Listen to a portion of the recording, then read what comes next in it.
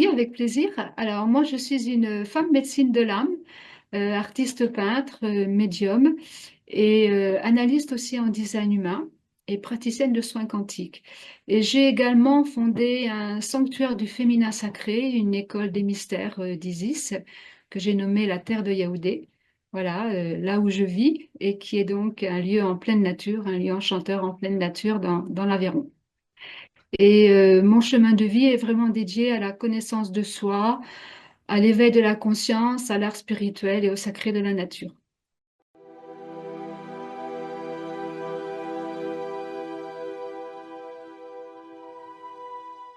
Alors, le design humain, c'est un outil effectivement de connaissance de soi et de guidance qui pour moi est un outil fabuleux parce qu'il va nous révéler avec une carte graphique nos clés de vie. Ce sont des clés qui sont précises et très concrètes. C'est un outil qui nous permet d'être vraiment dans ce qu'on appelle le wu-wei, c'est-à-dire l'art d'être dans la fluidité, comment dire, suivre le flux naturel de la vie, des choses et l'ordre cosmique originel, sans chercher ni à modifier ni à contrôler. Voilà. Alors, savoir qu'à la naissance, nous recevons des influences cosmiques qui déterminent donc des potentiels en fonction du rôle que l'on a à jouer dans cette incarnation. Et pour vivre donc ces multiples expériences, la vie a configuré donc un véhicule, qu'on appelle le véhicule terrestre, voilà, et savoir que c'est vraiment la vie qui pilote ce véhicule. Ah, et dans ce véhicule, il y a un passager discret, très présent, qui est très important, qui est en fait notre conscience pure, une conscience neutre, qui n'a pas de but, qui ne cherche rien, qui est juste là pour apprécier le voyage. C'est ce qu'on appelle le soi authentique et notre nature véritable. Mais voilà, comment être au rendez-vous que la vie nous propose? Eh bien, c'est en suivant notre loi naturelle qui est inscrite dans la matrice de ce véhicule pour prendre nos meilleures décisions, pour être à notre juste place. Et c'est quoi être à notre juste place, pardon? C'est être au bon endroit, au bon moment, avec la bonne personne pour la bonne raison.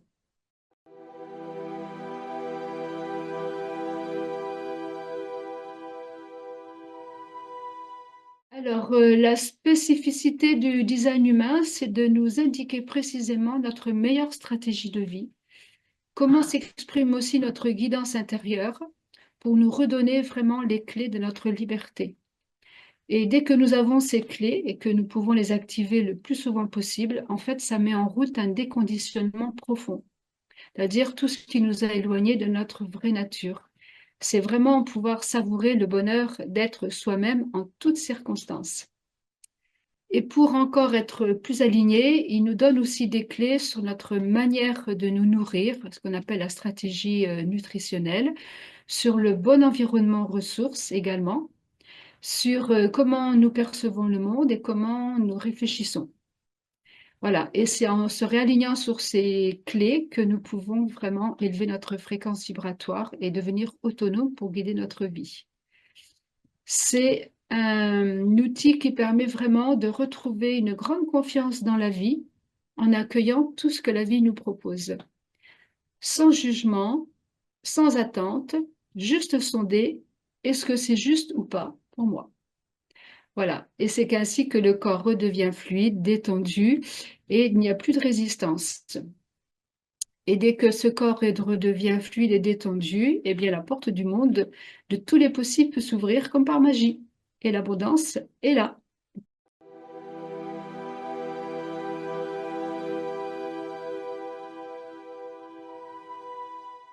Notre structure est vraiment très complexe.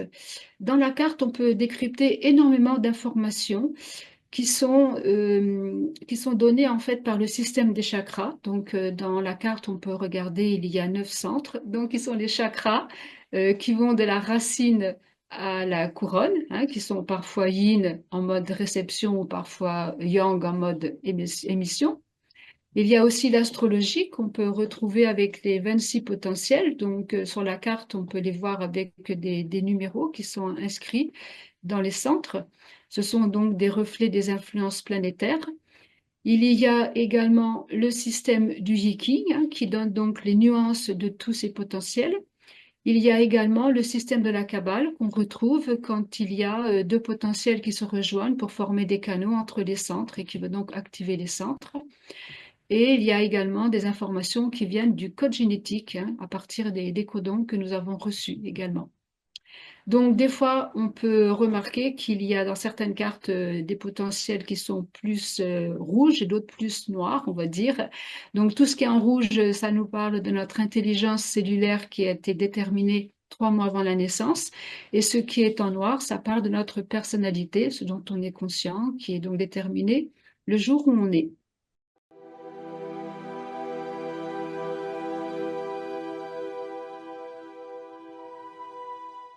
En fait, il y a 4 types de véhicules.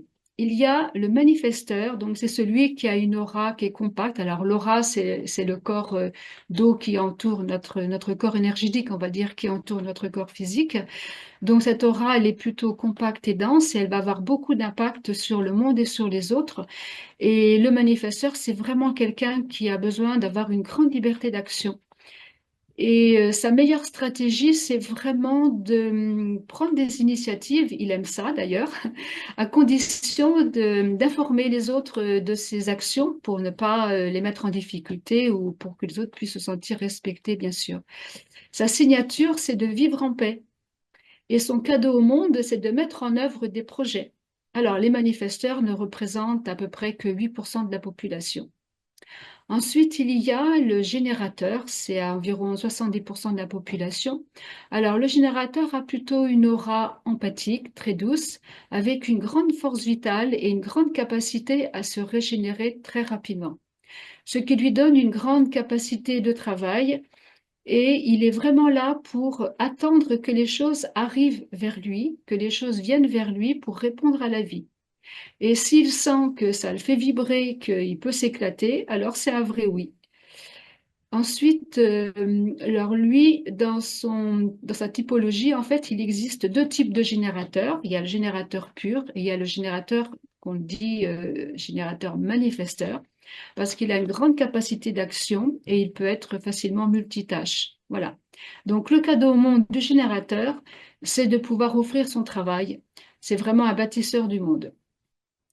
Après, il y a le projecteur, à peu près 20% de la population. Alors, le projecteur a une aura très différente puisque son aura va être plus là pour sonder les autres, pour voir quelles sont les ressources et comment mettre les ressources vraiment les mieux les utiliser, on va dire. Donc, le projecteur, pardon, il est plutôt là pour attendre que ses qualités soient reconnues. Il a besoin de reconnaissance. Et quand il est reconnu, alors à ce moment-là, il peut se mettre en action, il peut offrir ses talents et il peut vivre du succès. C'est vraiment sa signature. Donc, le cadeau du projecteur, eh bien, c'est de comprendre et de guider les autres pour mieux gérer les ressources. Et en dernier, le réflecteur. Alors là, c'est vraiment un type très, très rare. À peu près 1% de la population et pas plus. Lui, il a une aura c'est comme une salle de miroir qui va refléter tout l'environnement. En particulier, il va vraiment refléter tout ce qui est incohérent, tout ce qui est désharmonieux. Il a vraiment une grande capacité pour le faire. Et il a besoin d'être entouré de personnes de confiance pour vivre des surprises. Sa meilleure stratégie, c'est d'attendre un cycle lunaire. C'est très particulier, je reconnais.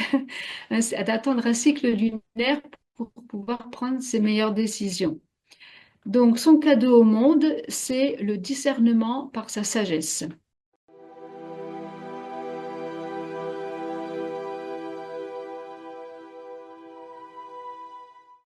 S'en remettre à une autorité extérieure ou se laisser influencer par notre mental conditionné pour prendre les décisions est généralement une impasse.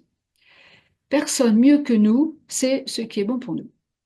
Donc, suivre son autorité intérieure, c'est vraiment une des clés fondamentales à pratiquer tout le temps, surtout pour les décisions importantes de notre vie, que ce soit pour le travail, une relation ou un lieu de vie. Savoir que chacun a une autorité personnelle et la suivre, c'est vraiment ce qui nous redonne notre capacité à choisir ce qui est bon et juste pour nous sans passer par le mental. Le mental a sa raison d'être, bien sûr, et à ce moment-là, il devient un allié. Ça s'appelle la congruence, ça veut dire être aligné entre ce qu'on pense, ce qu'on dit et ce qu'on fait. Voilà. Donc, suivre cette autorité intérieure nous donne vraiment de la confiance en soi et ça évite de se remettre en question sans cesse par des doutes ou des questions inutiles. Quelques exemples d'autorité, ça peut être d'écouter les vibrations du centre sacral. Le centre sacral, c'est le deuxième centre à partir de la racine en partant du bas. Ça veut dire on va avoir des picotements, des petits frissons, on va entendre des sons. Voilà. C'est comme une guitare dont on pince les cordes, ça vibre ou ça ne vibre pas.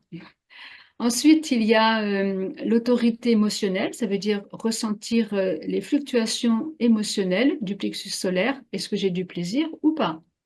Ou alors, ça va être d'entendre la petite voix toute fine, toute discrète de l'intuition qui ne parle généralement qu'une seule fois.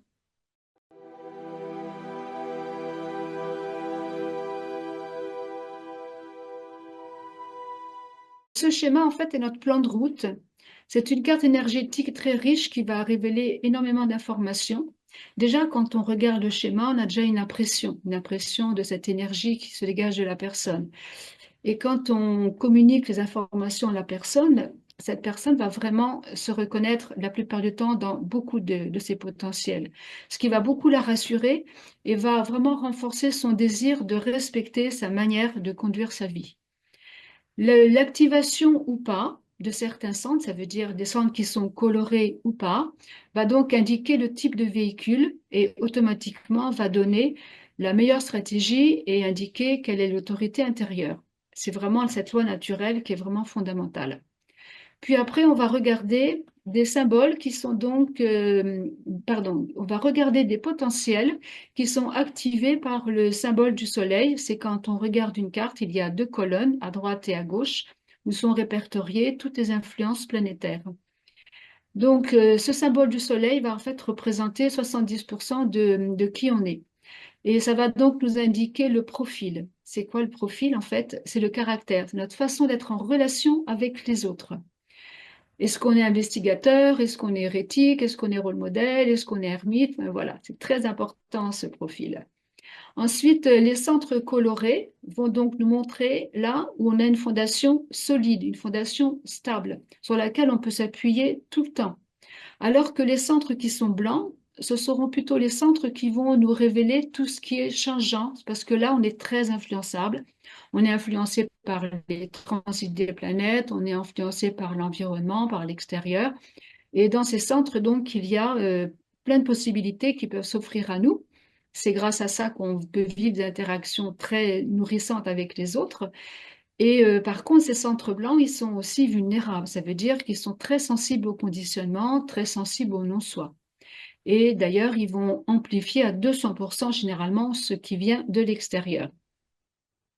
Donc là, ça demande de la vigilance et de la sagesse, puisque ces centres blancs ont une capacité impressionnante aussi de révéler des potentiels de sagesse. Donc, ces 26 potentiels activés en rouge ou en noir, qu'on appelle des portes en fait, c'est ce qui permet de déterminer ce que j'appelle les 7 clés de vie. Cette clé de vie, c'est vraiment la base pour vraiment découvrir comment nous fonctionnons. Et ensuite, on peut effectivement approfondir ces 7 clés de vie par des analyses complémentaires, par exemple non-soi, qui sont les mécanismes là où on se fait piéger par le mental, ou alors la compatibilité relationnelle, c'est-à-dire comment on interagit avec les autres et quelles sont les affinités ou les dominances, etc. Et également d'avoir des informations sur les grands passages du cycle ou l'environnement qui nous ressource, etc. Voilà.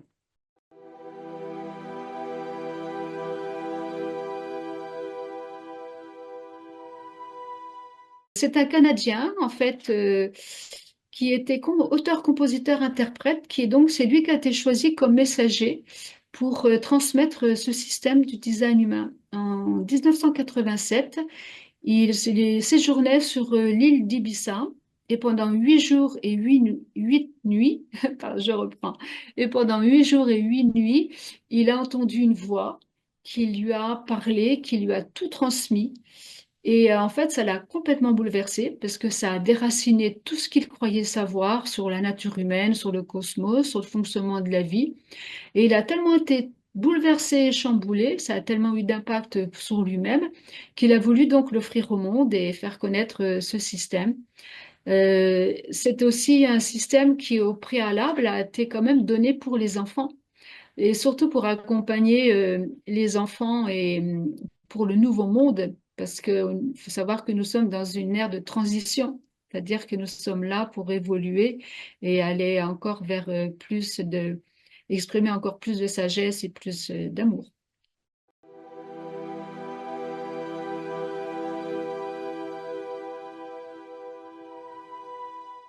Alors, je vais plutôt dire par rapport à moi, hein. Pour moi, c'est une pratique spirituelle. C'est pour moi vraiment la voie royale de l'autonomie, de l'authenticité en toutes circonstances, puisque ça redonne le pouvoir à notre maître intérieur. Ainsi, on peut vraiment exprimer notre nature spirituelle, puisque l'être humain est un reflet du cosmos.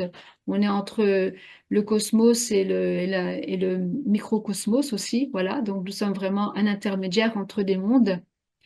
Et c'est vraiment une invitation à suivre notre propre voie unique qui est vraiment inscrite tout au fond de nos cellules. C'est pour ça que c'est pour ça que le système du design humain est vraiment très pertinent. Et ce qui permet vraiment de faire apparaître notre essence profonde. Alors, notre essence profonde, c'est quoi? Eh bien, c'est la paix, c'est la joie de vivre et c'est l'amour.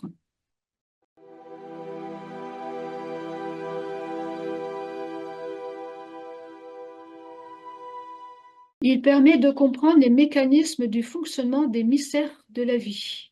Et c'est ça qui permet d'éveiller notre conscience. C'est vraiment un puissant catalyseur pour se transformer radicalement, puisque chacun a sa voie personnelle et unique de transformation pour devenir lui-même. On appelle le design humain aussi la science de la différenciation, car nous sommes uniques avec une destinée précise à accomplir. Et c'est la connaissance et la compréhension de qui nous sommes profondément qui nous libèrent. Ainsi, on arrête de se comparer, on arrête de croire qu'il faut changer, on arrête de croire qu'il faut toujours s'améliorer, qu'il faut réparer quelque chose. Non, non, il n'y a rien de tout ça à faire. C'est juste se détendre, parce qu'en fait, dès qu'on a les clés et qu'on les pratique, ben, tout se met en place naturellement. Et c'est ce qui permet vraiment cette transformation profonde qui nous fait lâcher tout ce qui n'est pas nous et qui permet d'ouvrir la porte.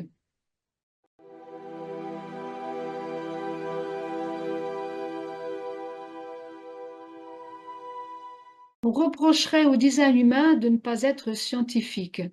Certains disent qu'ils préfèrent découvrir par eux-mêmes comment il fonctionne, mais ça peut prendre toute une vie. D'autres pensent que cela est trop déterminé, donc ça peut être enfermant, alors qu'en fait, le libre arbitre, c'est surtout dans la réponse aux situations de la vie.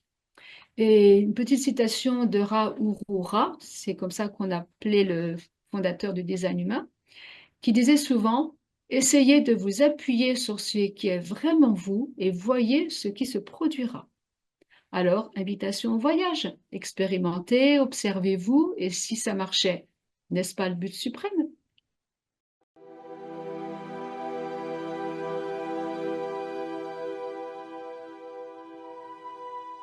La Terre de Yaoundé, c'est une école initiatique des mystères du féminin sacré que j'ai créée il y a déjà pas mal de temps, que j'ai créée sur mon lieu, entre autres.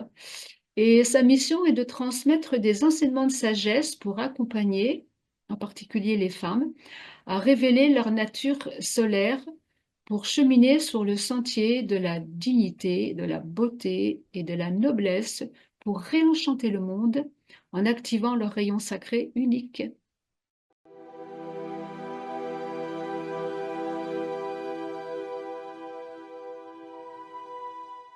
Alors, j'ai écrit un petit texte là-dessus, voilà, que je vais lire.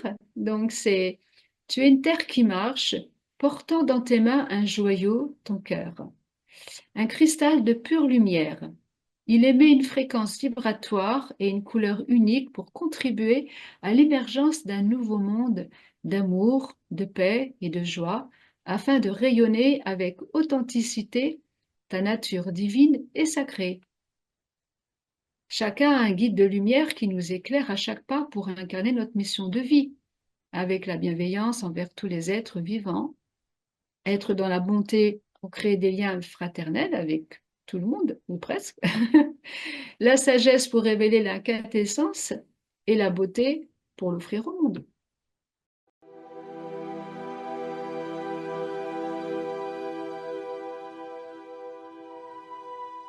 Alors, j'en ai défini 6.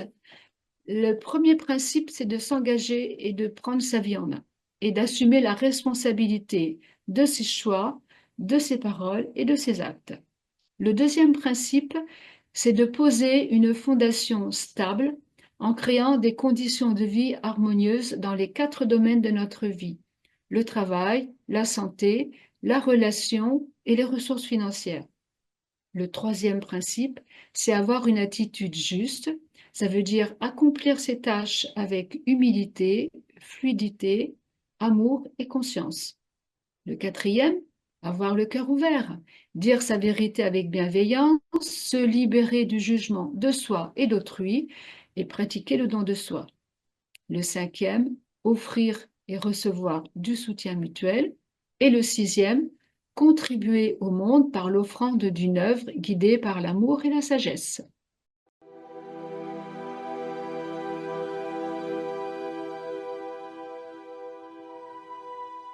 Je vais parler un petit peu plus de l'homme et de la femme déjà. La femme, c'est comme de la terre, c'est la terre en fait. C'est dans le cachet que la terre s'active. Elle est là pour envelopper l'homme et tout ce qui vit en lui avec son amour et son intelligence pour le guider. Le féminin sacré, en fait, c'est une coupe. C'est une coupe qui accueille la puissance créatrice du masculin sacré. Son rôle, c'est d'accueillir cette lumière divine pour la transmettre à la femme. Et à la femme ainsi, quand la femme a reçu cette lumière, cette inspiration, cette intention, la femme va devenir puissante sur la terre pour être une créatrice. Et c'est elle qui engendre les mondes, c'est elle qui engendre les mondes dans la paix et dans l'harmonie. C'est elle qui participe réellement au futur de l'humanité. En fait, ce sont donc des qualités complémentaires qui sont présentes aussi bien chez les hommes que chez les femmes. On peut déterminer le féminin sacré comme l'eau, comme de l'eau, qui va s'incarner avec la douceur, la légèreté, la fluidité, le prendre soin, le soutien. Et le féminin, pardon, et le masculin sacré, on peut le comparer au feu, avec le courage, la droiture, la force, la structure. C'est vraiment plus dans la verticalité, alors que le féminin sacré sera plus dans l'horizontalité. Donc, c'est savoir danser avec toutes ces qualités, les équilibrer pour pouvoir mettre au monde nos projets. Et j'ai donc proposé au sein de la Terre de Yaoundé des pratiques qui sont donc issues de l'art du mouvement essénien, qui sont en fait des arcanas, ça veut dire des postures magiques, qui permettent de se relier à des principes supérieurs pour faire fleurir ce qui est le plus grand en nous.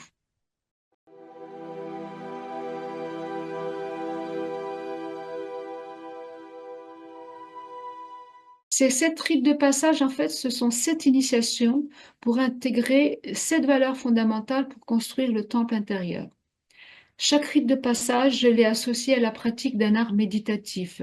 Par exemple, la terre pour le chakra racine, la danse des mystères pour le chakra sacré, la peinture de l'âme pour le chakra du cœur, pour le chakra couronne, c'est la musique sacrée, etc. Voilà. Et pour donc pouvoir vivre incarner en fait toutes ces qualités, j'ai créé un jeu de cartes avec mes peintures pour pouvoir faire des mantras d'intégration pour intégrer justement toutes ces qualités. Et c'est pour ça que j'utilise en fait beaucoup l'art méditatif et les symboles, parce que pour moi, c'est vraiment la voie sensible et subtile, directe pour accéder à notre être profond. C'est là où on détient toutes nos informations secrètes. Voilà. Et j'aime aussi utiliser le jeu, le plaisir de créer, l'émerveillement pour vraiment faire pétiller l'enfant intérieur. C'est vraiment cet enfant intérieur qui va nous ouvrir la porte au monde invisible. C'est la magie du cœur qui après va pouvoir permettre toutes les transmutations.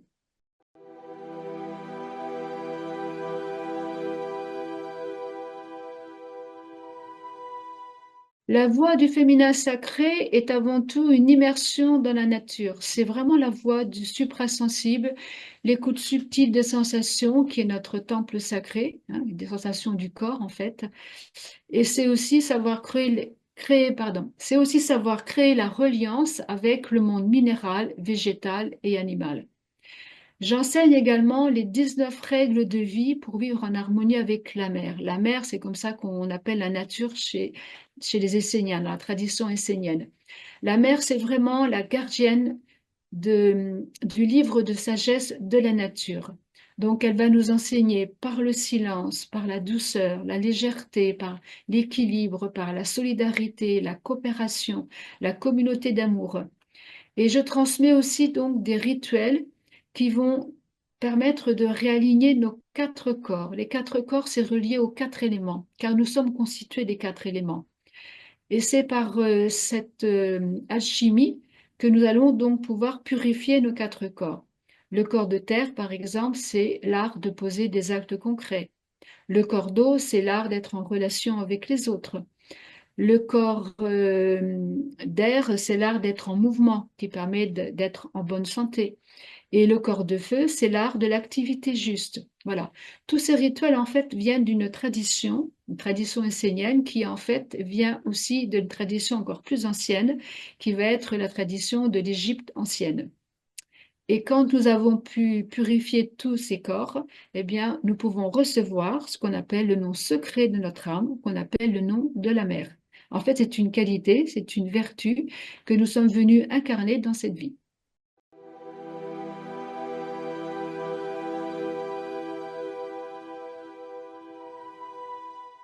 En Égypte ancienne, la déesse Isis était une magicienne très puissante qui pratiquait l'art de la magie subtile pour redonner la vie, comme dans le mythe d'Isis et d'Osiris.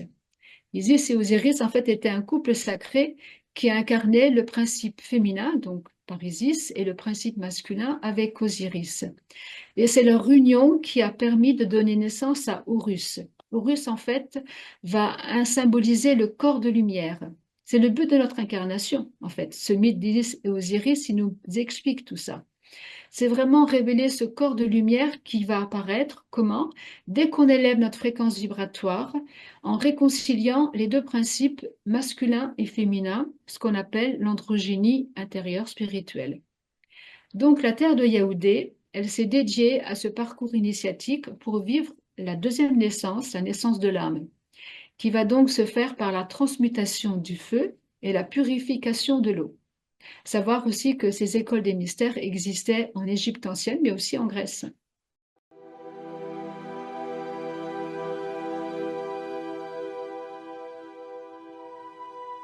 La souffrance de l'âme vient vraiment de la déconnexion avec la source d'amour. C'est pour ça que la pratique d'un art méditatif, pour moi, c'est le moyen le plus de se reconnecter à cette source, à notre âme céleste. Que ce soit avec la danse des mystères pour éveiller la puissance de vie dans la beauté avec des mouvements plutôt spiralés, que ce soit avec la peinture de l'âme qui va délivrer des messages subtils par la médiumnité pour pouvoir libérer des mémoires et éclairer le chemin, ou la musique sacrée pour élever la vibration, ou le chant vibratoire qui, pratiqué en petits groupes, va nous permettre de se relier tous ensemble dans le cœur.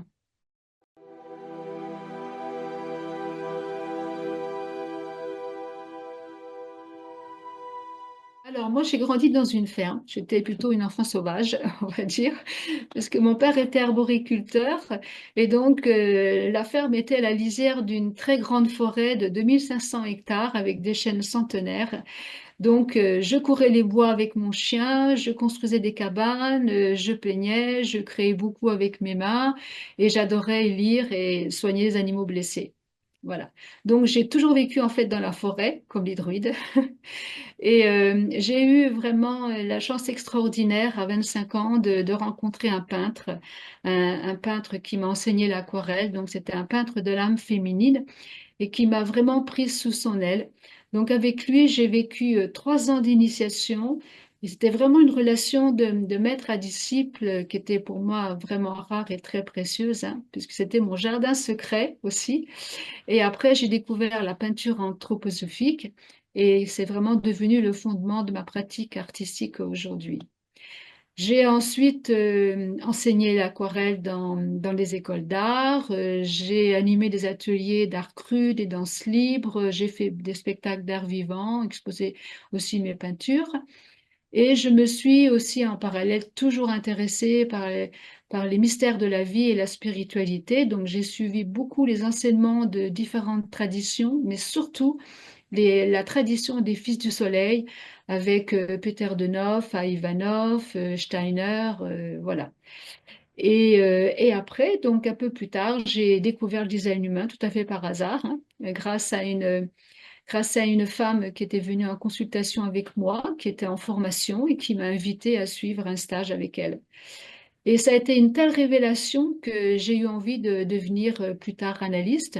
Et donc, je me suis formée à l'École européenne du design humain originel, donc qui a été créé par Jacques Chapoutot, qui lui a été formé directement par Ra Urura.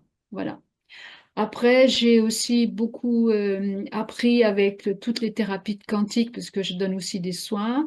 Et je me consacre également à la création. Je crée des jeux d'éveil. J'écris, j'illustre des livres de sagesse avec mes peintures vibratoires et que je prévois d'éditer un jour. Voilà. Et puis pour finir, ben je suis aussi dans la matière, puisque je restaure un lieu enchanteur donc depuis 20 ans sur 40 hectares, hein, donc dans la nature sauvage, un lieu vibratoire où je peux accueillir les personnes pour faire des retraites.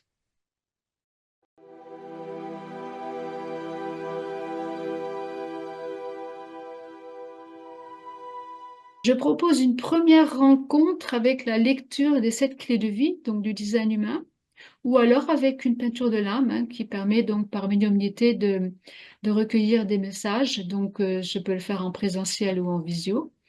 Et à partir de là, si la personne le souhaite, elle peut poursuivre à son rythme pour découvrir de façon plus approfondie d'autres informations sur son design humain, donc par des analyses complémentaires. Ou alors, elle peut aussi rejoindre un des 3 programmes de transformation que je propose. Donc, il y en a un qui s'appelle le vaisseau de l'amour. C'est sur 5 semaines pour intégrer les 7 clés de vie. C'est vraiment pour poser la fondation de notre royaume. Il y a aussi Réenchante ta vie, qui va durer un peu plus longtemps sur 5 mois, qui est donc une traversée plus approfondie pour intégrer les 5 clés de destinée du design humain, comme le non-soi ou la couronne incarnation, par exemple. Et il y a en troisième, il y a ce que j'appelle le réveil de l'enchanteresse. Alors là, c'est vraiment un voyage au long cours qui va durer le temps d'une gestation de 9 mois et qui sera beaucoup plus destiné pour les femmes atypiques, inclassables, hypersensibles, voilà, multipotentielles. Et donc, j'accompagne ces transformations avec le design humain, les enseignements de sagesse du féminin sacré et toute une palette d'outils quantiques, chamaniques, alchimiques, des jeux d'éveil, des créations artistiques, des mises en scène, des protocoles de libération aussi, des rituels, tout ça pour faciliter l'intégration et le ralliement de l'être.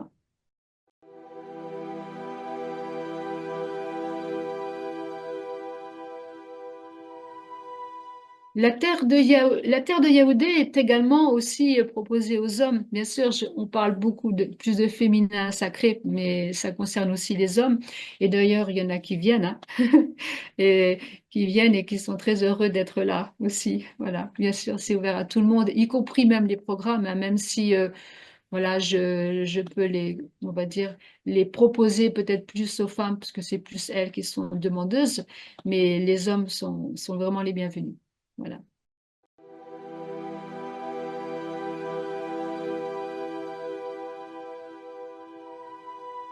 Alors, il n'y a pas que des pratiques spirituelles, hein. Il y a aussi beaucoup de choses qui concernent le corps, voilà, hein, parce que c'est très important. Le corps, c'est vraiment la fondation.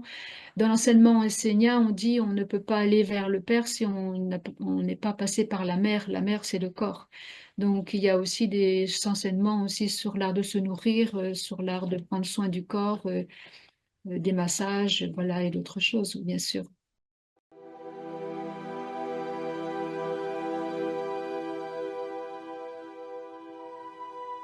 Si on sent l'appel de vivre un voyage, toutes les informations concernant les rendez-vous, que ce soit individuels ou les accompagnements, on peut les trouver sur un site qui s'appelle designhumainmaisan.fr, où il y a un agenda pour pouvoir prendre rendez-vous. Et puis, en ce qui concerne les activités de la Terre de Yaoundé, donc il y a un autre site qui s'appelle terredeyaoundé.fr.